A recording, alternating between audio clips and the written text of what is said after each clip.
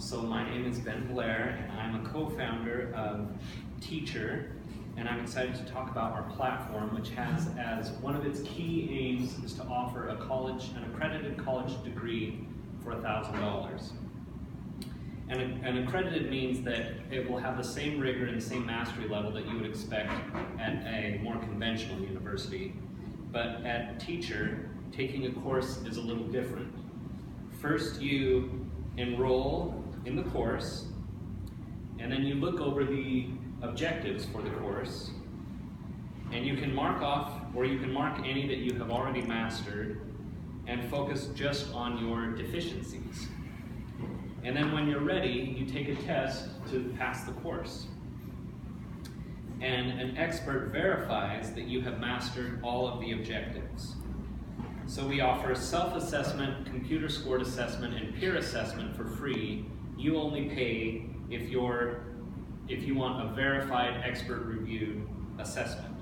And when you pass this, the tester marks this on your record, which is immediately time-stamped, secure, and shareable.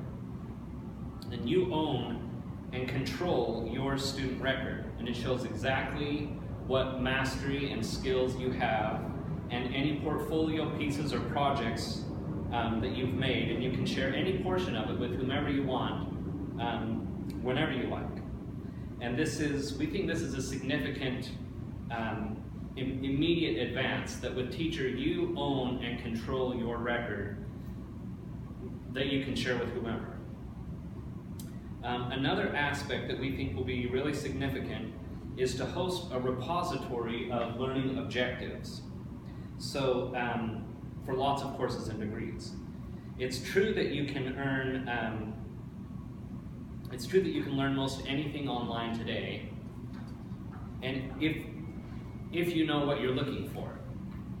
And now Teachur, we want to provide learning paths and give that learning validity and teeth. So it's exciting for one course, but it gets really exciting when that multiplies and multiplies. And this revolution is captured in our tagline, pathways to all the world's knowledge. Whatever you want to learn, we want to provide a pathway that is curated, reliable, and verified, and has teeth. And that's the essence of what we're doing. You enroll, we show you the required objectives, and you can master them in whatever way you want, and then we verify that you have mastered them, and you own and control that record. The Ethereum connection is that the student mastery will be recorded on the blockchain, and the degree will be a smart contract. So as soon as you have demonstrated mastery, the smart contract is executed. So you can't have your degree withheld because you have, for example, a parking ticket. And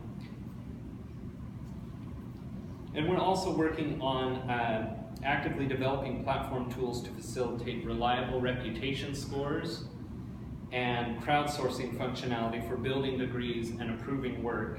And these are on the horizon, but we are actively working toward them now. We think they'll be really significant in the future. We're also working with Watson. We think that will be a significant feature of education. They aren't critical now, but we see these as playing important roles. And to give you a sense of what we're really after, we have a 12-point manifesto. I'm not going to read all of them, but just a couple that I've highlighted here. This will take 1 minute.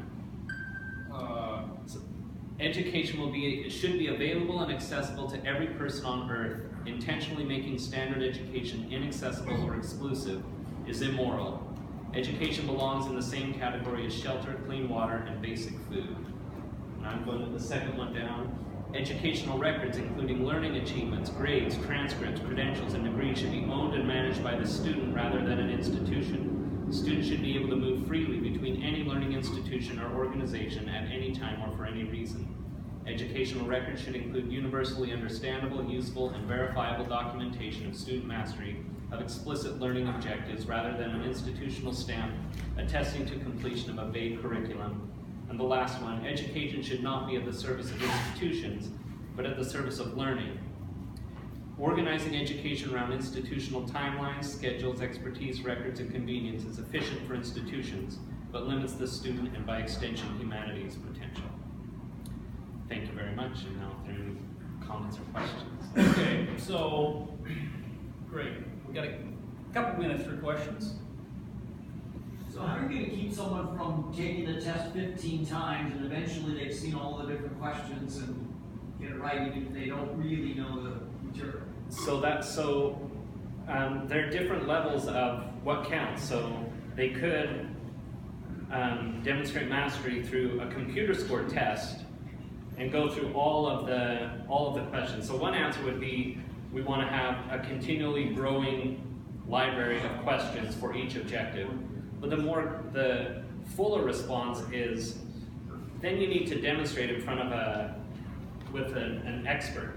So whether that's a video chat or something like that, where they say, okay, so you have self-assessed that you understand Plato's cave, and you've answered these questions right, but now tell me about Plato's allegory of the cave. What is it? What does it mean? And if you stumble there, then they can say, your record doesn't really match your expertise right now. Yeah. You didn't say anything about the instructors. Who are they? How do you get them? How are they compensated? So the instructors would be, we vet the instructors when they first come in the ways conventional universities would vet professors they hire. And then we would also, and then as we scale, we would vet new experts with the network of other experts that are already there. Though they could also jump through the standard hoops of show us your transcript, you have publications, those kinds of things. And then whenever there is an expert verified test, that's when the student pays, and that's where the expert gets paid there. So anytime they are working, they're getting paid. They're on the clock. Okay, All right. let's thank you. Thank you.